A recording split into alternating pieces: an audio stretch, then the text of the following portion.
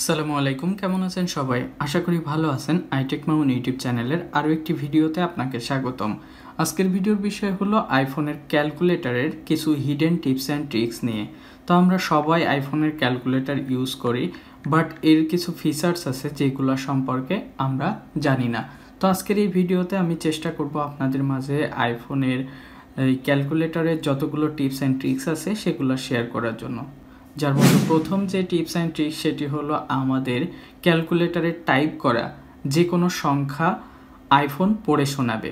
তো এমন অনেকেই আছে যে এখানে কত লেখা হয়েছে সেটা আমরা দেখতে পাই না বা দেখতে অসুবিধা হয়, তখন জাস্ট আমরা যদি আমাদের এই লেখাটা পড়ে শুনতে চাই তাহলে শুনতে পারবো। তো সেটার জন্য আমাদের ছোট্ট একটা সেটিংস করে নিতে হবে।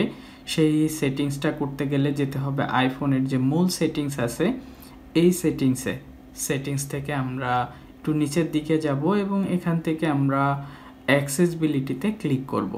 অ্যাক্সেসিবিলিটিতে ক্লিক করার পরে এখানে স্পোকেন কন্টেন্ট আছে যে অপশনটি, এই অপশনটিতে আমরা ক্লিক করব। তো স্পোকেন কন্টেন্ট এই অপশনটিতে ক্লিক করার পরে আমরা দেখতে পাবো যে এখানে কয়েকটি ফিচার্স আছে, যার মধ্যে আমরা প্রথমে যেটা আছে স্পিক সিলেকশন যেটা আছে এটা আমরা অন করে দিব।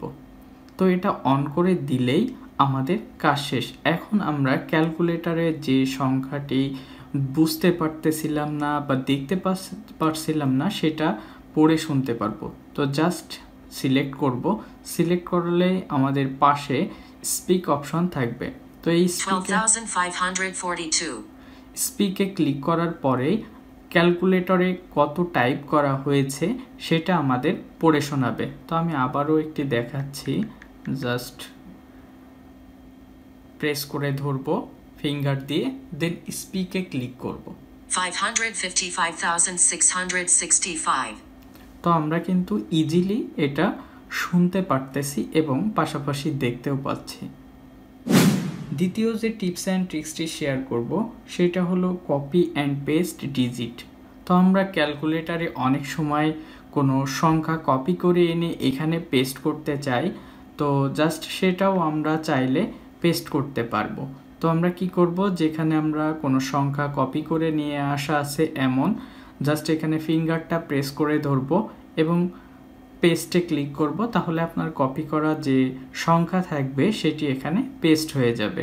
তো সেমভাবে আপনি যদি চান এখানে যেটা টাইপ করছেন বা যে যোগফল আসে বা যে রেজাল্ট আসে সেটা আপনি কপি করতে চাচ্ছেন, তাহলে এখানে জাস্ট ক্লিক করে প্রেস করে ধরলে কপি অপশন আসবে, আপনি কপি থেকে কপি করতে পারবেন, দেন যে কাউকে সেটা শেয়ার করতে পারবেন।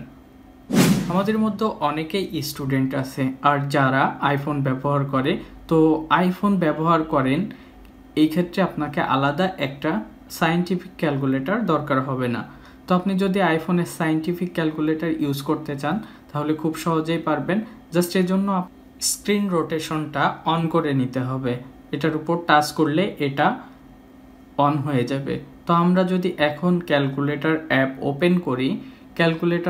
ওপেন করার পরে আমরা জাস্ট এটাকে এইভাবে স্ক্রিন রোটেশন করি, তাহলে দেখতে পাবো যে এখানে সায়েন্টিফিক ক্যালকুলেটর চলে এসেছে এবং সায়েন্টিফিক ক্যালকুলেটরের যে ফিচার্সগুলো আছে সেগুলো কিন্তু এখানে আছে, ট্যান, কস, সাইন, হ্যাঁ এখানে সব কিছুই আছে। জাস্ট আপনি রোটেশনটা অন করে নেবেন, নিয়ে দেন ক্যালকুলেটরটা ব্যবহার করবেন, তাহলে সায়েন্টিফিক ক্যালকুলেটরটা ব্যবহার করতে পারবেন। এরপরে টিপস অ্যান্ড ট্রিক্সটি হলো কপি দ্য লাস্ট রেজাল্ট, অথবা আপনি এক ক্লিকে কিভাবে লাস্ট যে রেজাল্টটি বের হয়েছিল আপনার ক্যালকুলেটরে যোগ করে, বিয়োগ করে, গুণ করে, ভাগ করে বা যে কোনোভাবে সেই রেজাল্টটা কিভাবে বের করবেন। তো এটা দুইভাবে আপনারা করতে পারবেন। একটা হলো এখান থেকে জাস্ট আপনার যোগফল যেটা থাকে সেটা বা যে আপনার রেজাল্ট থাকে সেটা এখানে পাবেন, ভিউ করতে পারবেন, প্লাস কপি করতে পারবেন। আর অন্যটি হলো আপনাকে কন্ট্রোল সেন্টার থেকে যে লাস্ট রেজাল্টটা আছে সেটা ভিউ করতে পারবেন বা কপি করতে পারবেন। সেটার জন্য কন্ট্রোল সেন্টারে আপনার ক্যালকুলেটরটা অন করে নিতে হবে। তো ক্যালকুলেটরটা অন করতে হলে আপনাকে সেটিংসে যেতে হবে, আইফোনের যে মূল সেটিংস আছে সেখানে। সেটিংসে যাব এবং সেটিংস থেকে আমরা একটু নিচে দেখতে পাবো কন্ট্রোল সেন্টার অপশন আছে। তো এই কন্ট্রোল সেন্টার অপশনে আমরা ক্লিক করব।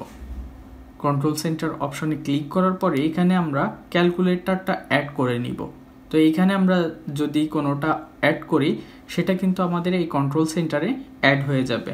তো এখান থেকে আমরা ক্যালকুলেটরটা অ্যাড করব, জাস্ট প্লাসে ক্লিক করব, আমাদের এখানে অটোমেটিক্যালি অ্যাড হয়ে যাবে।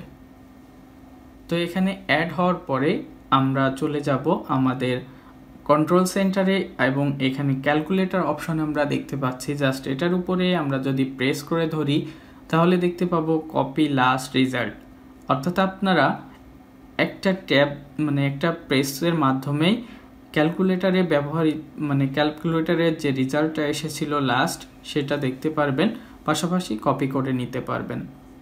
সর্বশেষ যে টিপস অ্যান্ড ট্রিক্সটি থাকছে সেটি হলো ক্যালকুলেটরে কোনো সংখ্যা আমরা টাইপ করলে সেটি কিভাবে মুছবো বা নতুন কোনো সংখ্যা অ্যাড করব।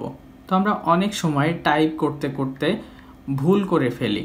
যেমন এখানে আমি 5565 লিখেছি, বাট এখানে 5535 এরকমটা হওয়ার কথা ছিল, কিন্তু আমি এখন কিভাবে মুছবো, মুছে নতুন করে আবার এখানে 3টা অ্যাড করব। এটা অনেকেই জানেন, তারপরে নতুন যে ভিউয়ার্স আছেন তাদের জন্য আমি এই ফিচারটি অ্যাড করেছি। তো এখান থেকে জাস্ট সোয়াইপ করে ডান বা বাম দিকে আপনার ফিঙ্গারটা নেবেন। ডান বা বাম দিকে ফিঙ্গার নিলে দেখবেন যে আপনার সংখ্যা একটি করে মুছে যাচ্ছে।